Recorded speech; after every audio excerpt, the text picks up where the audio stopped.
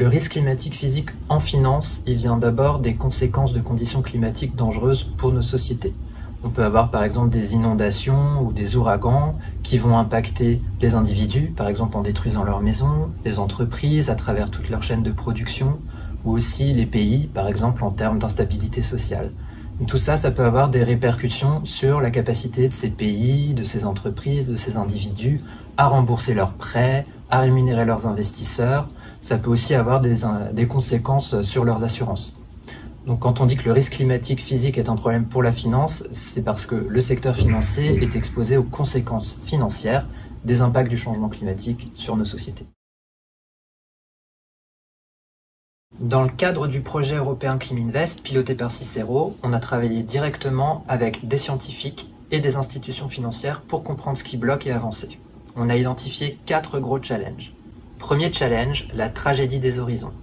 C'est l'idée que les institutions financières se focalisent sur le court terme pour prendre leurs décisions et qu'elles considèrent aussi que les impacts du changement climatique vont en majorité se réaliser sur des horizons plus lointains qui font qu'elles n'ont pas vraiment besoin de s'en soucier actuellement.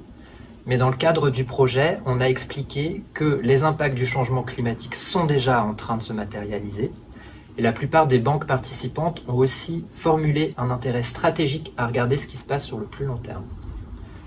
Deuxièmement, la boîte noire. Un certain nombre de fournisseurs de services ont développé des méthodologies pour aider les acteurs financiers à analyser et gérer ces risques, mais il manquait de transparence aux yeux des acteurs financiers. Alors on a travaillé avec un panel de fournisseurs de services pour préciser publiquement quels sont les choix méthodologiques les plus importants, de façon à ce que les acteurs financiers puissent commencer à s'en saisir. Mais ça, on a pu le faire seulement dans la limite de la propriété intellectuelle de ces fournisseurs. Troisièmement, les données. Pour analyser les risques climatiques physiques, les acteurs financiers ont besoin d'informations sur des milliers d'entreprises et dans l'idéal des informations très précises sur la structure de chacune de ces entreprises. Alors il va falloir du temps pour gérer cet enjeu, mais dans le cadre du projet, on a commencé à expliquer aux acteurs financiers de quelles données ils auraient vraiment besoin dans l'optique qui puisse contribuer à la collecte ou alors dans l'optique d'évaluer la robustesse des analyses qu'on leur propose. Quatrième challenge, le chiffrage des pertes. Quantifier les pertes financières potentielles, ce serait vraiment la voie royale pour permettre d'analyser et gérer les risques climatiques physiques en finance. Seulement là aussi, ça demande beaucoup d'informations. On s'est rendu compte en collaborant avec les banques qu'en pratique, elles peuvent mobiliser différents processus pour contourner la difficulté.